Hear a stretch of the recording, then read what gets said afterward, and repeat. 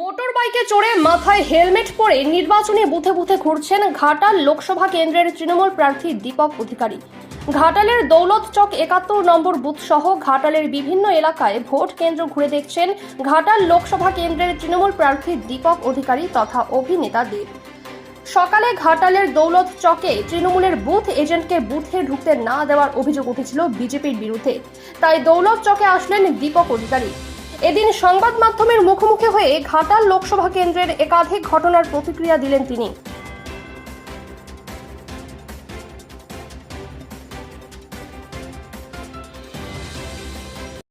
Incident ছিল ওরা, মানে এখন ঠিক আছে, এখন কন্ট্রোলে আছে। এখন দেখো, এক বাবু এক মিনিট, দেখো ভারতবর্ষে বা একটা রাজনীতি তো আছে যে যেখানে জোর জোর করে এ করে ওকর করা হয়। বাট আমি 10 বছর ধরে সবাইকে যথেষ্টভাবে আগলে রেখেছি, সে আমার দল হোক বা অন্য দল হোক বা যে কোনো দল হোক। আমার মনে হয় কি, দেখো ইনসিডেন্ট হচ্ছে সব জায়গায়, কিছু না কিছু তো ছোটোখাটো হচ্ছে।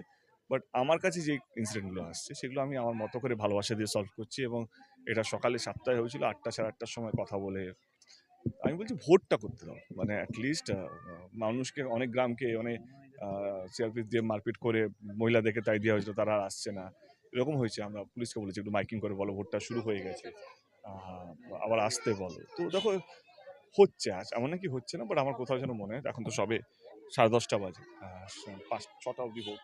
তো সবাইকে আবেদন করবো, যারা যারা এখন আমাকে নিউজ চ্যানেল দেখছেন, কে ঘাটাল লোকসভা কেন্দ্র বিশেষ করে, কে আপনারাই ডেমোক্রেসি বা গণতন্ত্রকে এগিয়ে নিয়ে যেতে পারবে আপনাদের ভোটের মাধ্যমে। আপনারা আসুন, ভোট করুন। কেউ যদি আটকায়, সে যেই দলই হোক না কেন, আমার দল, ওর দল, এর দল, ওর দল, যেই আপনারা কারো কথা শুনবেন না। প্রশাসন আছে, সিআরপিএফ আছে, কেন্দ্রীয় বাহিনী আছে, পুলিশ আছে, সমস্ত মানুষ আছে। আমি দায়িত্ব নিচ্ছি, কিছু হবে না ইলেকশনের পর। যদি কেউ ভয় থাকে কি হবে ও হবে না, আপনারা আসুন, আপনাদের পছন্দের প্রার্থীকে আপনারা ভোটটা দিন। আমি বলছি না আমাকেই ভোটটা দিতে হবে, কিন্তু আসুন। আমি বলছি যে এই বছর যেভাবে ভোটের পার্সেন্টেজ কমেছে ভারতবর্ষ জুড়ে, সেটা সত্যি খুব দুঃখজনক। মানে একটা একটা প্রশ্ন তুলেই দেয় যে আমরা তাহলে কোথাও যেন মানুষের মন জয় করতে পারছি না, আমরা কোথাও যেন তাদের কাছে পৌঁছতে পারছি না, তাদেরকে এটা বোঝাতে পারছি না ভোটটা কতটা ইম্পর্টেন্ট। আমি ঘাটাল লোকসভা কেন্দ্র এবং সঙ্গে সঙ্গে যেখানে যেখানে নির্বাচন হচ্ছে বাংলায় অন্তত, আমি সবাইকে বলবো কি 10:30টাই বাজে, এটা ছুটির দিন নয়, এটা খুব ইম্পর্টেন্ট একটা দিন এবং ভারতবর্ষের সবচেয়ে বড় উৎসবে একটা দিন। ভারতবর্ষে সে পুজোর থেকেও বড়, ঈদের থেকেও বড়, সমস্ত উৎসবের থেকে এটা বড় উৎসব। কারণ এইটাই ঠিক করবে কি ভারতবর্ষের আগামী দিন কেমন হবে, আপনার পুজো, আপনার ঈদটা কেমন হবে। এই আজকের দিনটা ডিসাইড করবে, যার হাতে এই পাওয়ারটা থাকবে, যার হাতে এই সরকারটা যাবে, দেশটা যার হাতে যাবে। সেই জন্য আজকে গণতন্ত্রের সবচেয়ে বড় উৎসব, এই উৎসবটা সবার, এটা কোনো একটা ধর্মের না, এটা কোনো মানুষের না, এটা ভারতবাসীর উৎসব। সমস্ত ভারতবাসীকে, সে বাংলার হতে পারে, বাংলার বাইরে হতে পারে, আসুন, নিজের ভোটটা নিজে দিন এবং আপনাদের প্রিয় পছন্দের প্রার্থীকে দিন। ধন্যবাদ। দেখো আমার মনে হয় কি, জনপ্রতিনিধিকে তো প্রথমে নিয়মটা মানতে হবে। আমি মানে যে এই রাস্তাগুলো সত্যি মানে ইটস ভেরি বাংলা বাংলা বলছি, ভারতবর্ষের গণতন্ত্র এতটাই শক্ত। গ্রামে গ্রামে ইলেকশনটা হচ্ছে, মানে যেখানে আমরা দেখেছি ফুটেজগুলোকে, পাহাড় চড়ে কেউ যাচ্ছে, কেউ মাঠে যেতে। তো আমরা এই রাস্তা দিয়ে বড় গাড়ি আসার কথা নয়, তো সেখানে টোটো আজকে সমস্ত ব্যস্ত। আমার এই বাইকটা তো মানে হয় না কি, আমরা জোগাড় করলাম, ইট ওয়াজ নট প্ল্যান কে বাইক, তো সবারই বাইক পেলাম।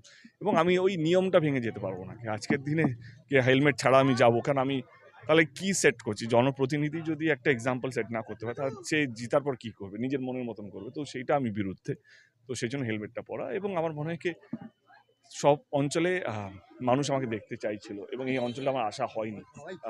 তো সেই অঞ্চলটা আমি বলেছিলাম, যে অঞ্চল আমি টাচ করতে পারিনি, যে বুথগুলোকে আমি প্রচারের মাধ্যমে, অনেকটা বড় ঘাটাল লোকসভা কেন্দ্র, সব জায়গায় আমি যেতে পারিনি, যে জায়গাগুলো আমি প্রচারে মিস হয়ে গেছে বা টাইমের অভাবে, সেই জায়গাগুলো বুথে গিয়ে মানুষের সঙ্গে জনসংযোগ হচ্ছে এবং দেখা হচ্ছে কি যে ভোটটা কেমন হচ্ছে একটা রেসপন্সিবল সিটিজেন হিসেবে।